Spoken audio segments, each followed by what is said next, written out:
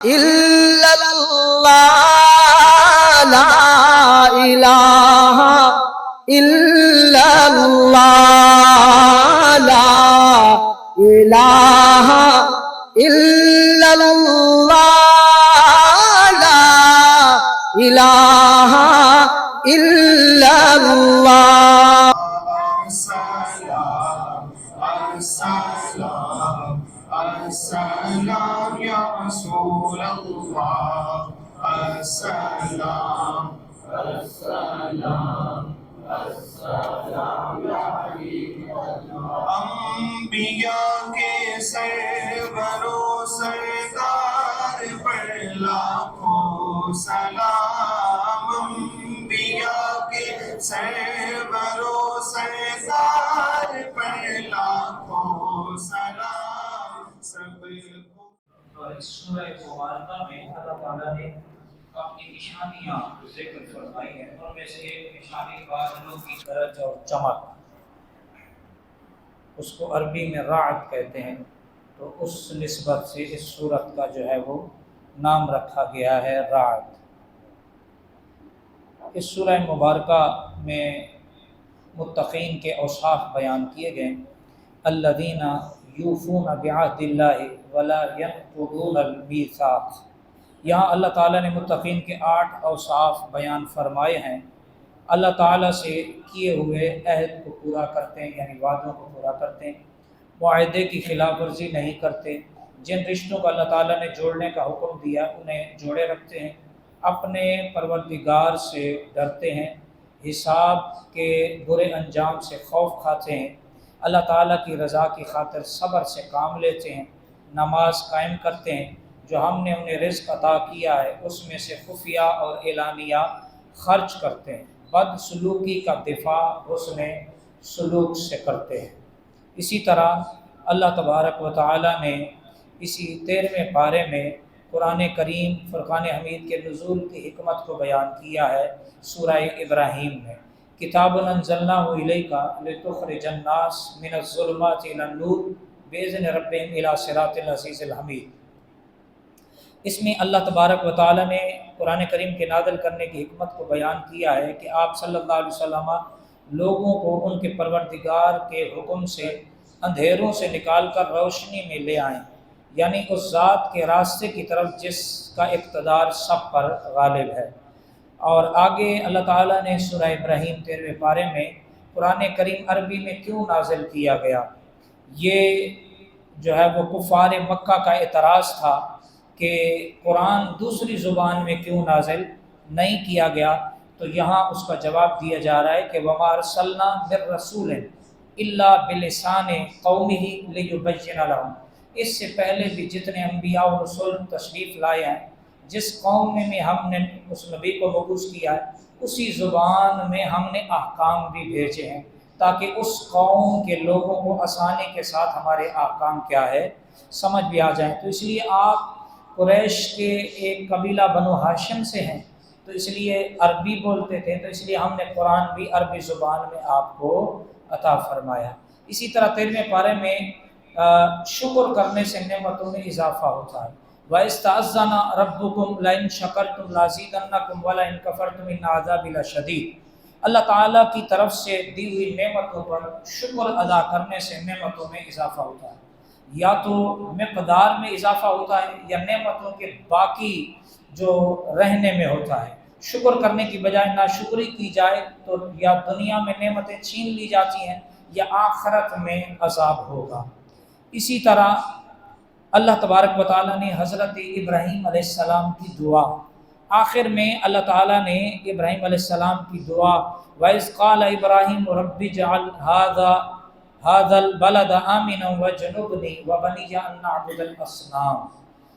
حضرت ابراہیم علیہ السلام کی دعا کا ذکر کیا کہ جب آپ اپنے بیٹے حضرت اسماعیل علیہ السلام اور اپنی بیوی حضرت ہاجرہ علیہ السلام کو کعبہ چھوڑ کر گئے تو آپ نے ایک دعا فرمائی۔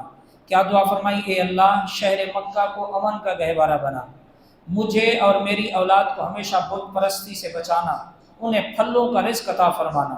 اللہ تعالیٰ نے دعا قبول فرمائی اور آج کعبہ پوری دنیا میں امن کی جگہ ہے۔ جب موسم نہیں ہوتا پھر بھی سارے پھل وہاں الحمدللہ رب العالمین، مکہ شریف مدینہ شریف میں آپ کو بے موسم پھل جو ہے وہ وہاں میسر آتے۔ اسی طرح کفار کی تمنا 14ویں پارے کے شروع میں ربما یود الذین کفروا لو کانوا مسلمین، موت اور حشر کے بعد جب مسلمان کو جنت میں مقامات ملیں گے اور کافر کو جہنم میں عذاب ملے گا، اور ہر آئے دن ان کے کسی کفر کی وجہ سے عذاب میں ترقی ہوگی، تو پھر ہر موقع پر کافر یہ تمنا کریں گے کہ اے کاش ہم بھی مسلمان ہوتے۔ اسی طرح اللہ تعالیٰ نے قرآن پاک کی حفاظت کے حوالے سے جو ہے وہ اعلان فرمایا کہ انا نحن نزلنا الذکر وانا لہ لحافظون۔ اللہ رب العزت نے فرمایا کہ قرآن مجید ہم ہی نے نازل کیا اور اس قرآن مجید کی حفاظت بھی ہم ہی کریں گے۔ قرآن کریم کے علاوہ دیگر کتب کی حفاظت کی ذمہ داری اللہ نے نہیں لی، بلکہ علماء تورات انجیل کو دی، وہ کتب محفوظ نہ رہ سکی۔ آج روئے زمین پر سوائے قرآن پاک کے اللہ کی آسمان سے نازل ہونے والی کوئی کتاب بھی اصلی شکل میں موجود نہیں ہے، ان میں تحریف کی گئی۔ اسی طرح اللہ تعالیٰ نے 14ویں پارے میں حضرت آدم علیہ السلام کی تخلیق کا ذکر فرمایا ہے، وَلَقَدْ خَلَقْنَا الْإِنسَانَ مِنْ صَلْصَالٍ مِنْ حَمَإٍ مَسْنُونٍ۔ یہاں تخلیق آدم علیہ السلام کا ذکر کیا جا رہا ہے کہ اللہ تعالیٰ نے آدم علیہ السلام کو اپنے دست قدرت سے پیدا فرمایا، پھر ان میں روح کو ڈالا، پھر اللہ تعالیٰ نے شیطان کے غرور اور گمراہی کو بیان فرمانے کے بعد شیطان اور ان کے پیروکاروں کے انجام بد کو بیان فرمایا۔ اہل جنت کا ذکر، ان المتقین فی جنات وعیون، اللہ اکبر۔ گزشتہ آیات میں اہل جہنم کا ذکر تھا، اب یہاں سے اہل جنت اور ان کے لیے انعامات کا ذکر ہے کہ وہ جنت میں باغات اور چشموں میں رہیں گے۔ اہل جنت کے سینوں میں باہم جو کچھ رنجشیں ہوں گی وہ نکال دی جائیں گی اور وہ بھائی بھائی بن کر رہیں گے۔ پھر آگے اللہ تعالیٰ نے حضرت ابراہیم علیہ السلام کے ان مہمان فرشتوں کا ذکر فرمایا جو انہیں بیٹے کی خوشخبری دینے اور قوم لوط علیہ السلام کو برباد کرنے کے لیے انسانی شکل میں تشریف لائے تھے۔ اسی طرح اللہ تعالیٰ نے قرآن مجید فرقان حمید کی سورہ فاتحہ کو قرآن عظیم فرمایا ہے۔ اس کی وجہ وَلَقَدْ آتَيْنَاكَ سَبْعًا مِنَ الْمَثَانِي وَالْقُرْآنِ الْعَظِيمِ، اے محبوب ہم نے آپ کو ایسی سورت عطا کی جو بار بار پڑھی جاتی ہے۔ جتنی سورہ فاتحہ بار بار پڑھی جاتی ہے اتنی اور کوئی سورت نہیں پڑھی جاتی۔ قرآن عظیم سے مراد سورہ فاتحہ ہے، گویا ایک طرح سے فاتحہ بھی پورا قرآن ہے۔ اس کی وجہ یہ ہے کہ اللہ تعالیٰ نے جو اہم اور بنیادی مضامین پورے قرآن میں بیان فرمائے ان کا خلاصہ اور نچوڑ سورہ فاتحہ میں ذکر کر دیا ہے۔ توحید، رسالت، قیامت، احکامات ماننے والے اور نہ ماننے والے۔ علل اعلان تبلیغ کا حکم، فَاصْدَعْ بِمَا تُؤْمَرُ وَأَعْرِضْ عَنِ الْمُشْرِكِينَ۔ اس آیت کے نازل ہونے سے پہلے رسول اللہ صلی اللہ علیہ وسلم اور صحابہ کرام پوشیدہ طور پر عبادت کیا کرتے تھے، اس طرح تبلیغ کا سلسلہ بھی پوشیدہ ہوا کرتا تھا۔ اس آیت میں اعلانیہ طور پر جو ہے وہ حکم دیا کہ عبادت بھی اعلانیہ طور پر کی جائے اور اس دین کی تبلیغ کو بھی اعلانیہ طور پر کی جائے۔ اسی طرح اللہ تعالیٰ نے اپنے محبوب سے پوری زندگی عبادت کرنے کا حکم دیا، وَاعْبُدْ رَبَّكَ حَتَّى يَأْتِيَكَ الْيَقِينُ۔ یہاں الیقین سے مراد موت ہے، مطلب یہ ہے کہ اے محبوب آپ اللہ تعالیٰ کی پوری زندگی عبادت کریں یہاں تک کہ اللہ تعالیٰ آپ کو اپنے پاس بلا لیں۔ اس عبادت سے مراد تکلیفی عبادت ہے جس کے کرنے پر اجر و ثواب ملتا ہے۔ ایک عبادت قبر والی ہے جس کا ذکر حدیث پاک میں ہے، اور اس کا جو ہے وہ یعنی آپ جو ہے وہ اللہ کی عبادت آخری جب تک آپ کو رب کی طرف سے بلاوے کا پیغام نہیں آتا تو آپ اپنے رب کی عبادت کو جاری رکھیں۔ اسی طرح سورہ نحل شہد کی مکھی کو کہتے ہیں، اس سورت میں شہد کی مکھی کا ذکر ہے، اس لیے اس سورت کا نام سورہ نحل رکھا گیا۔ انسان کی تخلیق اور ناشکری، خلق الانسان من نطفہ فاذا هو خصیم مبین، انسان کی اصل کو بیان کیا کہ انسان کو ایک حقیر، ذلیل اور بے قدر نطفے سے پیدا کیا گیا، لیکن جب اسے قوت گویائی اور دیگر صلاحیتیں دی گئی تو جس ذات نے اسے ایک ناپاک اور بے وقت قطرے سے پیدا کیا اس کی ذات اور مخصوص صفات میں شریک ٹھہرا کر جھگڑا کرنے لگا۔ یا اللہ نے بندے کو اپنی تخلیق کی طرف توجہ دلائی ہے کہ تو ذرا دیکھ تیری تخلیق ہم نے کس نطفے سے کی ہے، اس نطفے کو تو خود حقیر جانتا ہے، تیرے کپڑوں پہ جسم پہ لگ جائے تجھے حقارت آتی ہے، اس سے تجھے بنایا ہے، اور جب تجھے یہ ساری صلاحیتیں بولنے کی، دیکھنے کی دی ہے تو اب تو اسی نطفے سے بنانے والے تخلیق کرنے والے رب کے برابر لوگوں کو لے آتا ہے، بتوں کو لے آتا ہے، اور پھر رب سے جھگڑا تکرار کرتا ہے۔ تو اس طرف اسی طرح اللہ تبارک و تعالیٰ نے سمندر کے فضائل بیان کیے کہ اس سے تمہیں جو ہے وہ بہت سے فوائد حاصل ہوتے ہیں، کشتیاں چلتی ہیں اور اس سے تم تجارت کرتے ہو، اور اس سے تم جو ہو وہ پانی حاصل کرتے ہو، اور بہت سے اس کی نعمتوں کا جو ہے وہ اللہ تعالیٰ نے توجہ دلائی کہ یہ جو سمندر ہے یہ بیکار نہیں ہے، بلکہ اس سے بھی بہت سے فوائد تمہیں جو ہے وہ ہم عطا فرماتے ہیں۔ اسی طرح اللہ تبارک و تعالیٰ نے بچی کی پیدائش پر مشرکین مکہ کی حالت بیان کی۔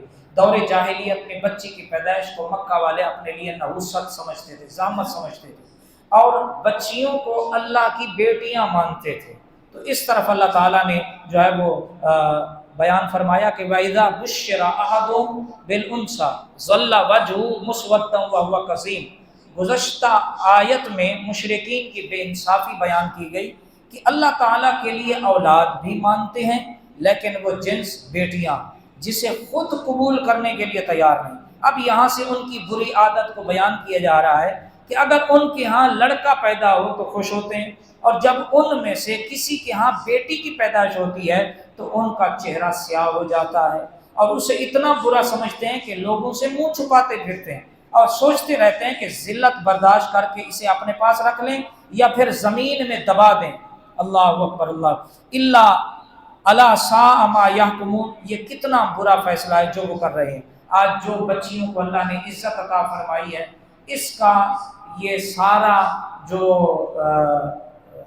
اجر ہے یا یہ سارا جس ذات کی طرف سے یہ عزتیں مل رہی ہیں وہ میرے اور آپ کے آقا صلی اللہ علیہ وسلم کی ذات گرامی ہے۔ کہاں بچی کو نحوست سمجھا جاتا تھا، باپ مار دیتا تھا، زندہ درگور کر دیتا تھا، اور کہاں اللہ کے نبی آئے، سرکار نے فرمایا بچیاں تو رحمت ہے، جو 2 بیٹیوں کی پرورش کرے، نکاح کر دے، وہ جنت میں 2 انگلیوں کا اشارہ کیا کہ وہ اتنا میرے قریب ہوگا۔ اللہ اکبر، اللہ اکبر۔ درود شریف پڑھیں، اللہم صلی علی سیدنا و مولانا محمد وعلی آل سیدنا و مولانا محمد مبارک وسلم۔ قرآن پاک کی ایک جامع ترین آیت، ان اللہ یأمر بالعدل والإحسان وإیتاء ذی القربی وینہی عن الفحشاء والمنکر والبغی یعظکم لعلکم تذکرون۔ یہ قرآن کریم کی جامع ترین آیت ہے۔ اس میں اللہ تعالیٰ نے 3 چیزوں کے کرنے کا حکم دیا ہے، 3 چیزوں سے منع فرمایا۔ اللہ تعالیٰ انصاف کرنے، بھلائی کرنے اور قریبی رشتہ داروں کو ان کے حقوق دینے کا حکم دے رہا ہے، یہ کرنے کے کام ہے۔ اور 3 چیزوں سے منع کیا ہے، بے حیائی سے، بدی سے، اور ظلم اور زیادتی کرنے سے اللہ تعالیٰ نے منع فرمایا۔ گویا اس آیت میں اللہ تعالیٰ نے مختصراً پورے دین اسلام کو سمیٹ کر رکھ دیا ہے۔ اللہ تعالیٰ ہمیں مذکورہ 3 امر پر عمل کرنے اور 3 منہیات سے مکمل طور پر بچنے کی توفیق عطا فرمائے۔ اسی طرح اسلام کے سب سے پہلے شہداء، من کفر باللہ من بعد ایمانہ الا من اکرہ وقلبہ مطمئن بالایمان۔ صحابہ کرام کی جماعت وہ مقدس جماعت ہے جن سے اللہ تعالیٰ نے جنت کا وعدہ کیا ہے۔ ان پر آزمائشیں بھی بہت آئی۔ یہ آیت حضرت عمار، حضرت یاسر، حضرت سمیہ وغیرہ رضی اللہ عنہم کے متعلق ہے۔ کفار نے انہیں گرفتار کر کے کہا یا تو کفر اختیار کرو یا پھر قتل کر دیے جاؤ۔ اب 2 راستے، ایک ہے عزیمت کا کہ ڈٹ جاؤ، اور ایک ہے رخصت کا کہ بس خاموشی اختیار کر لو۔ تو اس پر 2 نے، حضرت یاسر اور حضرت سمیہ نے عزیمت کا راستہ اختیار کیا۔ انہوں نے کلمہ کفر نہیں کہا، انہوں نے کہا نہیں ہم نہیں کہتے، ہم مسلمان ہیں۔ تو ان کو پھر شہید کر دیا گیا، اور ان میں سے ایک جو ہے وہ حضرت عمار، ان کو جو ہے وہ انہوں نے رخصت پہ عمل کیا، دل ایمان پر مطمئن تھا، صرف زبان سے کلمہ کفر کہہ دیا اور خدمت نبوی میں حاضر ہو کر اپنا واقعہ سنایا۔ تو اس پر یہ آیہ کریمہ نازل ہوئی کہ دل ایمان پر مطمئن ہو، زبان سے مجبوراً کلمہ کفر کہہ لینا کفر نہیں ہے۔ اسی طرح اللہ تعالیٰ نے دعوت دین کے طریقے بیان کیے، ادعو الی سبیل ربک بالحکمت والموعظۃ الحسنۃ وجادلہم باللتی ہی احسن۔ اس آیت میں اللہ پاک نے دعوت کی ترتیب بتائی کہ جب دعوت دینی ہو تو 3 طریقے استعمال کریں۔ ایک تو دلیل سے بات کریں، دوسرا فضائل اور ترغیب سے بات کریں، تیسرا اگر شبہات پیش کیے جائیں تو ان کو اچھے انداز سے رد بھی کریں۔ ان 3 طریقوں کو اگر ان 3 طریقوں کو اگر عام سے خلاصے میں اگر بیان کیا جائے تو 2 جملوں میں جو ہے وہ آپ سمیٹ سکتے ہیں کہ اس میں ہماری ذمہ جو ہے وہ 2 کام ہیں۔ امت کو ایمان اور اعمال پر لانا، کیا ہے؟ یعنی ایمان کی دعوت دینا اور ان کو اعمال کی دعوت دینا۔ اور نمبر 2 امت کے ایمان اور اعمال کو بچانا۔ امت کے کیا ہے؟ اعمال کو کیا کرنا؟ ایمان اور اعمال کو بچانا۔ امت ایمان اور اعمال پر آتی ہے فضائل سے، اور امت کا ایمان اور اعمال بچتا ہے دلائل سے۔ شبہات کا رد کرنے تبلیغ والوں کے ذمے لانا ہے، اور ہمارے ذمے کیا ہے؟ بچانا ہے۔ یعنی آپ کو جو دعوت و تبلیغ دیتے ہیں وہ آپ کو اعمال کی طرف لاتے ہیں، اور آگے ان اعمال پہ عمل کر کے ان اعمال کو بچانا، یہ آپ کی ذمہ داری ہے، میری ذمہ داری ہے، ہم سب کی ذمہ داری ہے۔ اللہ کریم کی بارگاہ میں دعا ہے، آج 14 سپارے ہمارے خلاصہ قرآن پاک میں مکمل ہوئے۔ اللہ ایک ایک حرف کا نور عطا فرمائے۔ إلا الله لا إله إلا الله لا إله إلا الله لا إله إلا الله لا إله إلا الله لا إله إلا